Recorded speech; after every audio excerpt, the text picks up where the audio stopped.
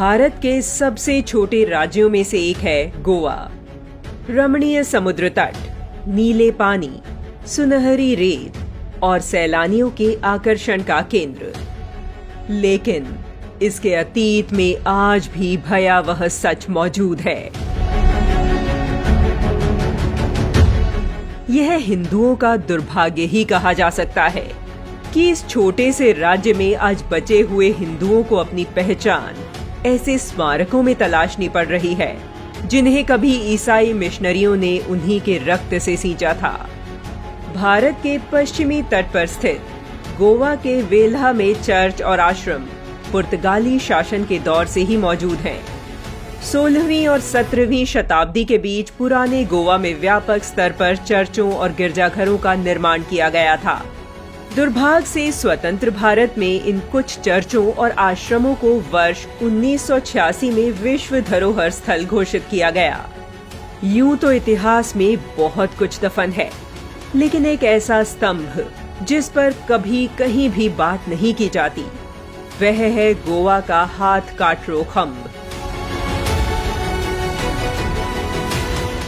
आज हम इससे संबंधित इतिहास को जानेंगे, लेकिन इससे पहले यह जानना आवश्यक है कि इसकी शुरुआत कब और कहां से हुई।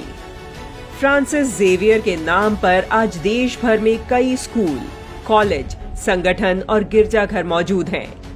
ईसाई मिशनरी धर्म प्रचारक सेंट फ्रांसिस जेवियर पुर्तगाली काफिले के साथ भारत आया था।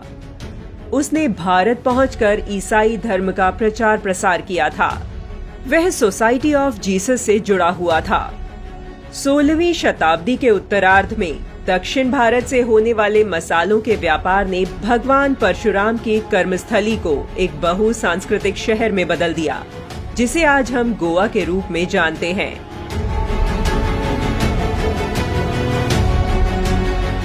देखते ही देखते पुर्तगालियों ने खुद को यहाँ सत्ता में स्थापित कर लिया।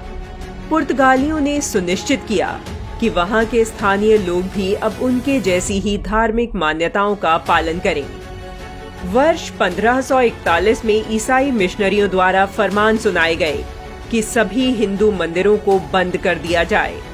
इसके बाद 1559 तक आते आते तकरीबन 350 से अधिक हिंदू मंदिरों को नष्ट कर दिया गया और मूर्ति पूजा पर प्रतिबंध लगा दिया गया। सेंट जेवियर ने देखा कि हिंदुओं के बालात धर्म परिवर्तन के उसके प्रयास पूरी तरह से कामयाब नहीं हो रहे थे। उसे समय रहते यकीन होता गया कि सनातन धर्म की आस्था अक्षुण्ण है। यदि वह मंदिरों को नष्ट करता है तो लोग घरों में ही मंदिर बना लेते हैं। उसने देखा कि लोगों को धारदार हथियारों से काटने, उनके हाथ और गर्दन रेतने और असीम यातनाएं देने के बाद भी सस्ती शराब और सनातन धर्म में से लोग सनातन धर्म को ही चुनते और मौत को गले लगा लेते। इसके बाद हिंदुओं पर यातनाओं का सबसे बुरा दौर आया। फ्रांसिस जेवियर ने गोवा का पूर्ण अधिग्रहण किया, हिंदुओं के दमन के लिए धार्मिक नीतियां बनाई और यीशु की कथित सत्ता में यकीन न करने वाले हिंदुओं को दंडित किया जाने लगा। अक्टूबर 1560 तक आम जनता के जिंदा रहने और उनके मरने से लेकर उनके भाग्य का फैसला ईसाई प्रीस्ट के हाथों में आ गया। यह सभ्यता की आड़ में आस्था का बेहद क्रूर और विभत्स अधिग्रहण था। लोगों को ईसाई बनाने के लिए बर्बर हिंदू विरोधी कानून लाए गए। धर्मांतरण के लिए लोगों को विश्वास के कार्य की प्रक्रिया से गुजरना होता था, जिसमें नृशंस यातनाएं दी जाने लगी।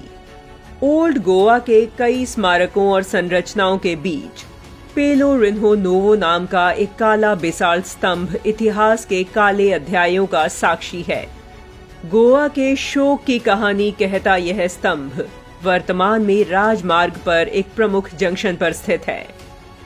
इस खंभ के नामकरण के बारे में कहा जाता है कि इसका हाथ कटारो नाम इसलिए पड़ा क्योंकि संत नाम से जाने जाने वाले फ्रांसिस जेवियर यहाँ लाकर उन हिंदुओं को बांध देता था जो ईसाई बनने से मना कर देते थे। उन्हें तड़पा तड़पा कर उनके हाथ काट दिए जाते थे।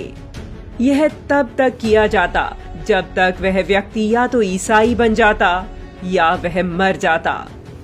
आपको इतिहास में धर्मांतरण की ऐसी दर्दनाक दूसरी घटना का वर्णन कहीं नहीं मिलेगा। इस स्तंभ को सालों पहले गोवा के बाहरी इलाके में स्थानांतरित कर दिया गया था। अब यह स्तंभ सड़क के किनारे में स्थित है। यह स्तंभ एक प्राचीन मंदिर का अवशेष है। यह कदम्ब राजवंश से संबंधित है, जिसे पुर्तगालियों ने कई मंदिरों को तोड़कर अपने दरवाजे और खिड़की की सजावट में इस्तेमाल किया था और बाद में यहाँ हिंदुओं को मारने का काम होने लगा। इस नरसंहार के बारे में लिखने वाले इतिहासकारों को भी सख्त यातनाएं दी गई।